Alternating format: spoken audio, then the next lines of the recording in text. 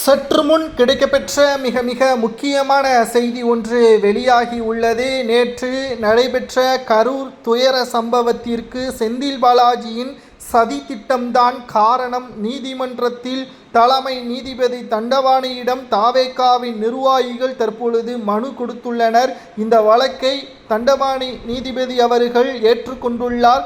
நாளை மதியம் 2:15 இந்த வழக்கு விசாரணை ஏற்றுக்கொள்ளப்படும் என்றும், குறிப்பாக ஒட்டுமொத்த திமுகவின் உண்மை முகம் தெரிந்துவிட்டது. நேற்று வந்த தாவேகா கட்சியை பார்த்து திமுக கடந்த 2 வாரமாகவே அதிர்ச்சிக்குள்ளாகியது. ஏதோ ஒரு துயர சம்பவம் நடக்கப் போகிறது என்பதை நாம் ஏற்கனவே தெரிவித்திருந்தோம்.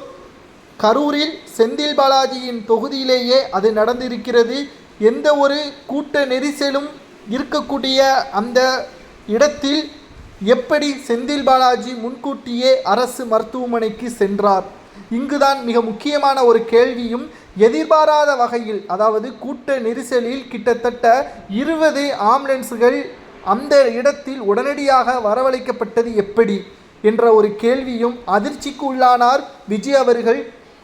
கிட்டத்தட்ட 15 நிமிடங்கள் பேசக்கூடிய விஜய் அவர்கள் 3 நிமிடத்திலேயே செந்தில் பாலாஜியின் பெயரை உச்சரித்த பொழுதே அங்கு கரண்ட் கட்டானது. அவர்கள் ஏற்கனவே தயார் செய்யப்பட்ட ஜெனரேட்டர்களையும் தாக்கி அங்கு தடியடி நடத்தி கூட்ட நெரிசலை உருவாக்கி இருக்கிறார்கள். இது செயற்கையாகவே நடந்த மோதல் என்ற தகவல் தான் தற்பொழுது கிடைக்கப்பெற்றுள்ளது.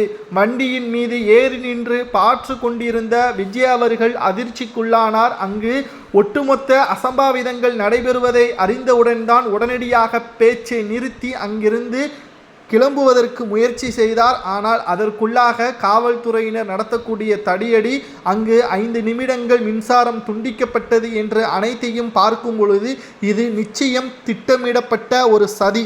நீதிமன்றம் நீதிபதி தண்டபாணி அவர்கள் வழங்கக்கூடிய இறுதி தீர்ப்பு செந்தில் பாலாஜி குற்றவாளி என்பதை தெரிவிக்கும் விதமாக தாவேகாவின் வழக்கறிஞர்கள் ஆதாரங்களுடன் தெரிவித்திருக்கிறார். மேலும் இந்த வழக்கின் மிக முக்கியமாக நாம் பார்க்கக்கூடியது, திமுக ஆட்சியையும் அதிகாரத்தையும் தக்க வைக்க வேண்டும் என்பதற்காக பொதுமக்களை ஒரு விளையாட்டு பொருளாக மாற்றியதும், மருத்துவமனையில் அமைச்சர் செந்தில் பாலாஜி, அமைச்சர் அன்பில் மகேஷ் பொய்யாமொழி இவர்களது கண்ணீரை வைத்தே பார்க்கும் பொழுது நமக்கு தெரிகிறது இது திட்டமிடப்பட்டுள்ள ஒரு சதிதான் என்பதையும். நீதிபதி தண்டபாணி அவர்களிடம் இந்த வழக்கு விசாரணை ஏற்றுக்கொள்ளப்பட்டிருப்பதன் காரணமாக இறுதி தீர்ப்பில் செந்தில் பாலாஜி குற்றவாளி என்பதை ஆதாரத்துடன் தெரிவிப்போம் என்று தவாக நிர்வாகிகள் கூறியுள்ளனர்.